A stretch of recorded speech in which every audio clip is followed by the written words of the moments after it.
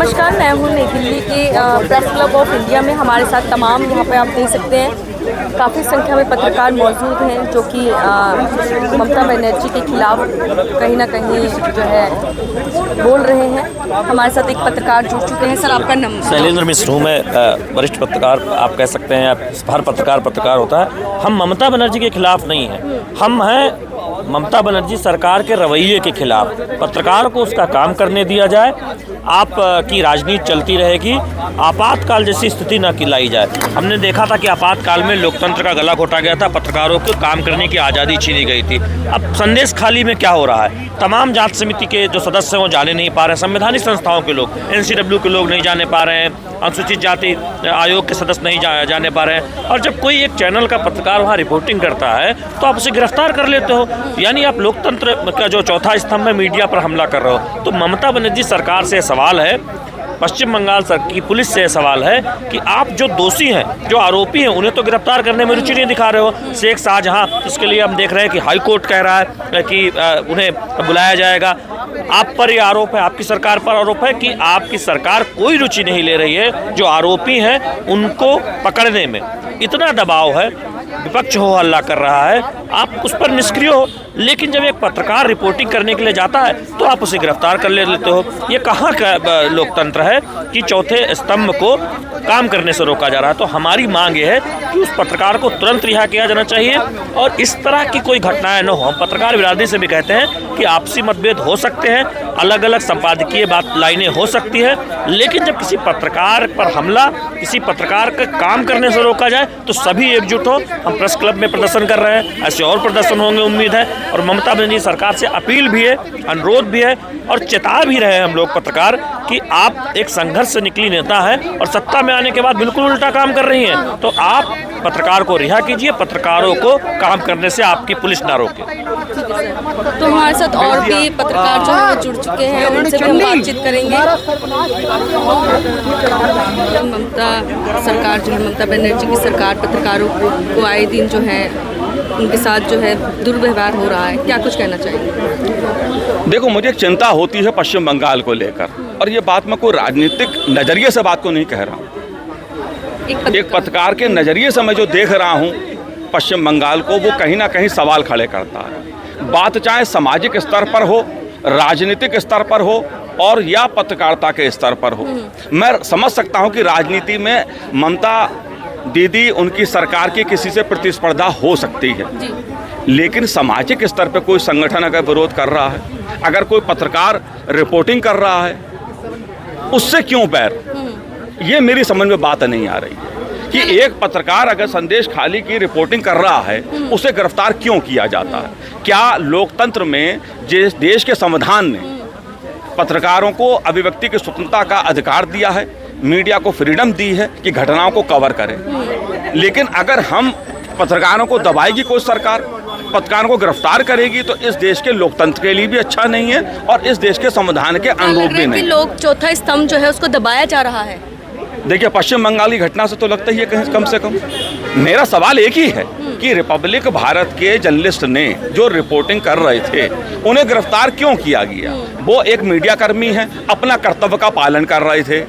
अगर उनको गिरफ्तार किया जा रहा है तो इसका मतलब ये है कि कोई ना कोई ऐसा घटना है जिसे दबाया या छुपाया जा रहा है। कुछ चीजें हैं जो छुपाई जा रही हैं। जी, इसीलिए टारगेट किया जा रहा है मीडिया को कि आप क्यों सच दिखाएंगे।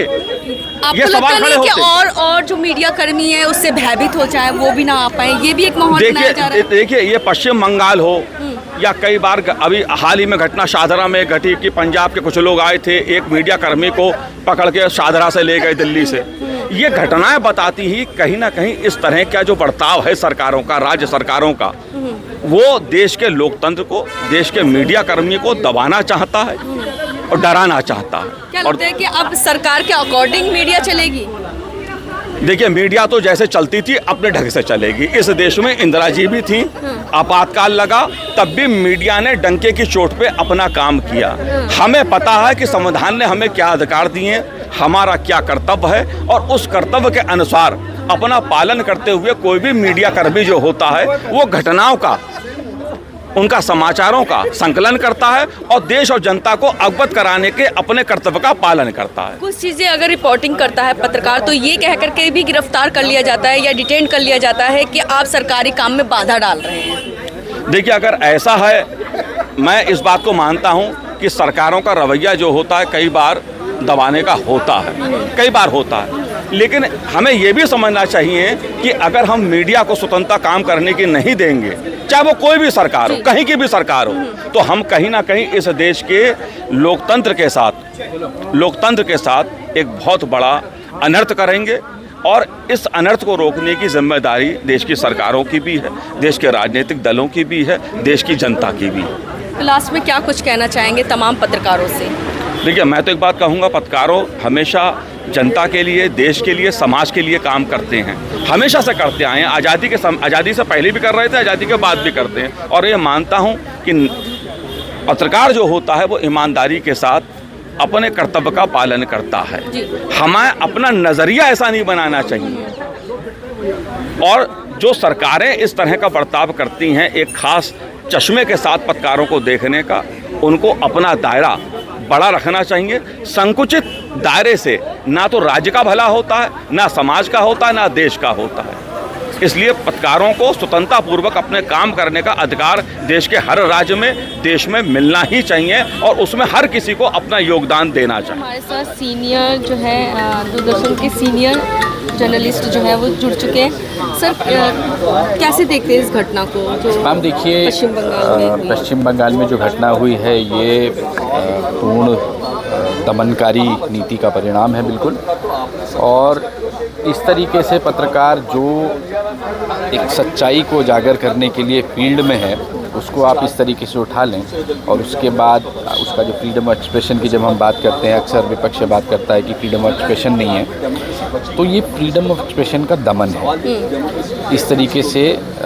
और उन महिलाओं के साथ जो ज्यादती हुई है वो महिलाएं खुद अपने मुंह से आके बता रही हैं। और अगर आप ऐसी घटना को आप कवर करने जाते हो, उसके बाद अगर आपको पुलिस उठाती है, तो ये बहुत ही दुर्भाग्यपूर्ण है।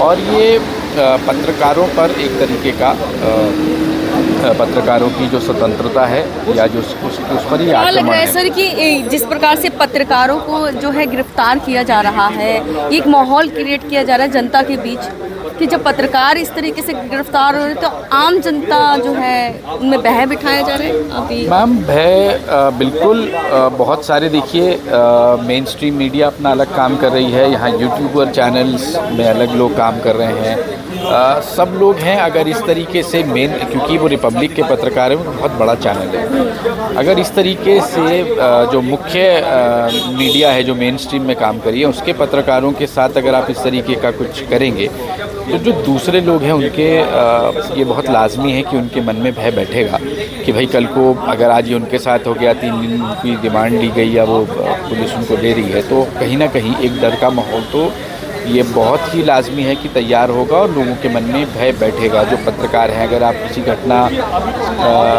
को कवर करने जा रहे हैं, चौथा स्तंभ पर ये प्रहार है मैडम, मैं ये कहूँगा चौथा स्तंभ पे प्रहार है। चाहे वो अरविंद केजरीवाल तो खोज के खबरें लेके आता है। एग्जैक्टली, आप उसकी अगर कुछ देखिए, ये देश में डेमोक्रेसी है, ये हम डिसाइड नहीं करेंगे, हम मतलब कोई भी सत्ता डिसाइड नहीं करेगी कि वह क्या गलत है क्या सही है। सही गलत का काम कोर्ट का है। कोर्ट जो चीज़ सामने जो उसके आएगी वो निर्णय होगा। मैं ये कहने लगूं कि ये गलत है, आप इसको गिरफ्तार कर लीजिए या बिना वो, ये सब काम कोर्ट्स का है। ये बनाना रिपब्लिक नहीं है देश, ये एक डेमोक्रेसी है। तमाम पत्रकारों को क्या कहना चाहिए? मैं पत्रकारों को ये कहना चाहूँगा कि आप सब लोग किसी भी पत्रकार के साथ, तो किसी चैनल का हो, किसी यूट्यूब चैनल का हो, कहीं का भी हो, आप एकजुट हो जाएं और अपने हक की लड़ाई में आवाज़ मजबूत करें उसके लिए। हमारे साथ सीनियर पत्रकार जुड़ चुके हैं, अशोक जी हैं। सर, आप कई चैनलों में आपने काम भी किया है और कई जगह आपने जो है ग्राउंड रिपोर्टिंग भी की है। क्या लगता है जिस तरीके से पश्चिम बंगाल में जो हालात हैं वो कभी ऐसे देखने को मिले? मुझे ग्राउंड रिपोर्टिंग करते हुए 30 साल हो गए जी, और मैंने देश भर में जगह जगह रिपोर्टिंग करी है, लेकिन ऐसी हालत जो है मैंने इमेजिन नहीं किया कि इस देश में कभी ऐसा होगा। मैं तो उस दौर में अयोध्या भी गया जब राम जन्मभूमि आंदोलन चल रहा था, वहाँ भी बहुत सारे रिस्ट्रिक्शन थे, लेकिन पत्रकारों को इस तरह से डराया धमकाया जाएगा, इस तरह से प्रताड़ित किया जाएगा जो बंगाल में आज हो रहा है, उसकी कल्पना तो मैंने कभी नहीं की थी। तो आज बंगाल में तो मुझे लगता है अति हो गई है और अति के खिलाफ आवाज़ उठानी पड़ेगी, क्योंकि जो कुछ हो रहा है वो बहुत शर्मनाक है। क्या लग रहा है कि ये पब्लिक के बीच एक माहौल क्रिएट किया जा रहा है ताकि पब्लिक डर जाए? नहीं, डराना तो उनको वो डरा तो ममता दीदी बहुत पहले चुकी है, इसलिए संदेश खाली का सच इतने समय तक नहीं आया ना सामने। संदेश खाली में ये सब कुछ हो रहा था और इसी हिंदुस्तान का हिस्सा है, उसके बावजूद हमको मालूम नहीं था, तो इसका मतलब डरे हुए तो लोग पहले से ही हैं। मुझे जो जानकारी है वो ये है कि 2021 में भी वहाँ की महिलाओं ने एक पूरा सारा लिख के एक पूरा अपना ज्ञापन बना के ममता दीदी को दिया था, लेकिन उसको उठा के फेंक दिया ममता दीदी ने। तो वहाँ डर तो वैसे ही है।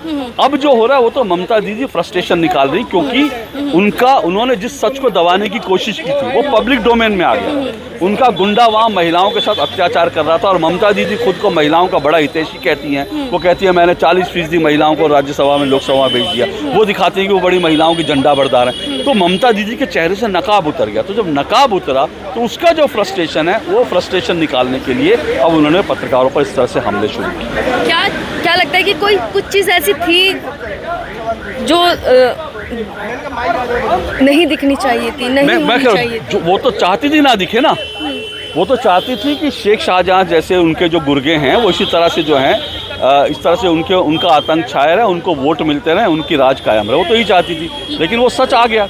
अब वो जब सच आ गया तो फिर अब उनको इस बात की फ्रस्ट्रेशन है और वो नहीं चाहती कि संदेश खाली पर जो आज रोज़ जो नेशनल मीडिया में और जो कुछ मीडिया वहाँ का दिखा रहा है, वहाँ का मीडिया तो मैक्सिमम मीडिया तो डरा हुआ है, वहाँ का अंग्रेजी बांग्ला जो मीडिया वो डरा वो नहीं दिखाएगा। नेशनल मीडिया में हम लोग दिखा रहे हैं तो वो चाहती है कि नेशनल मीडिया में जो लोग दिखा रहे हैं वो डर जाए, वो लोग इस तरह की चीज़ें ना दिखाएं।